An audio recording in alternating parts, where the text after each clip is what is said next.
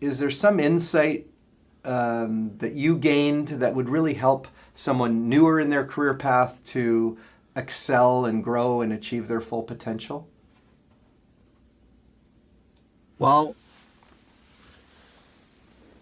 I first, the size of organization that you get into is going to, determine what in many ways, what you can or should or want to do.